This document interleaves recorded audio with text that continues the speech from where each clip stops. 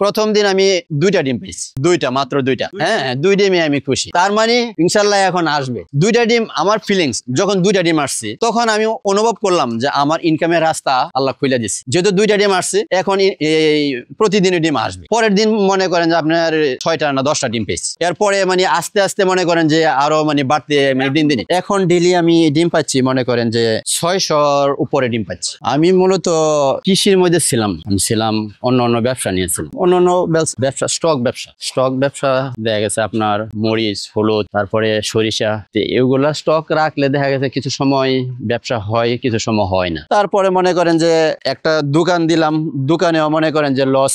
দোকান দিয়েছিলাম আপনার মুরগির দোকান দিয়েছিলাম, মুরগি বিক্রি করতাম মনে করেন মুরগি জবাই করে বিক্রি করতাম। আমার কাছে কোনো কাজ, আমার কাছে কাজই, বিদেশ হোক দেশে হোক, আমার জন্য কাজ কোনো লজ্জা শরম বলতে আমার কাছে কোনো কিছু নাই। আশেপাশের মানুষে অনেক কিছু বলছে আমাকে, তা আমার কোনো কিছু আসে যায়নি। বলছে যে আপনি এতদিন পরে বিদেশ করে আসার পরে এই মুরগির দোকান দিলেন, এভাবে হলেন, আপনার কি কোনো মান সম্মান নাই? আমি বলছি যে কাজের আমার কোনো শরম নাই, আমি কাজ করি, ব্যবসা করি, ছোট হোক ব্যবসা। অনেকে তো বলে যে আপনার কি এটা টাকার সমস্যা। আমি কি টাকার সমস্যা না, আমি ব্যবসা করবো। 2 থেকে 3 বছর আমি পুকুরের ব্যবসা করছি, মাছের চাষের মধ্যে অনেক ভালো, আমি অনেক বেনিফিট পেয়েছি। কিন্তু তারপরে আমার ওই যে লিজ ছিল ওইটা শেষ হয়ে গেছে, তারপর আমি আর করতে পারি নাই। পুকুর আমার নিজের ছিল না। তারপর আমার মাথায় আসলো যে কৃষিতেই একটা কিছু করা যাবে। তারপরে আমি মুরগির ডিমের ফার্ম দিলাম। এখন যেটা আপনি আছেন ওইটা আমার টার্গেট ছিল, আমার দরকার নিত্য নতুন, আমার ইনকাম দরকার, এই হিসাবে আমি এই মুরগির এই ব্যবসা নিলাম, ডিমের মুরগির। আমি ভাবছি যে প্রতিদিন ডিম বিক্রি করব,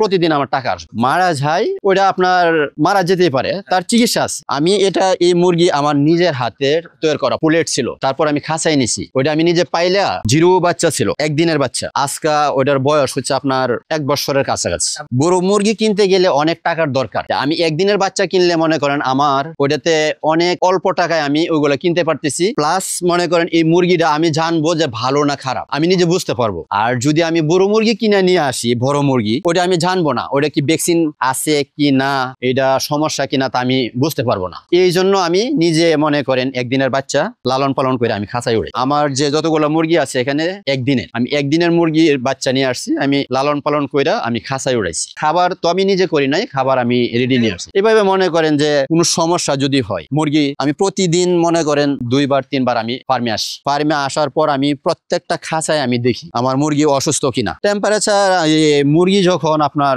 বোর্ডারের নিচে যখন না যায়, তখনই মনে করেন যে মনে হয় যে টেম্পারেচার বেশি, তখন আমি মনে করেন যে ওই বোর্ডারটা আমি অফ করে দিলাম বা একটু উপরে দিয়ে দিলাম। এরকম করে আমি এগুলো আমি নিজের হাতে, আমার বিদেশ থেকে আসার পর আমি কৃষিতেই আমি সফল। তার আগে যে ব্যবসা করছি ওগুলোতে আমার অনেক লস। মাছে সফল হয়েছি, দ্বিতীয়বার আপনার ডিমের আমি সফল।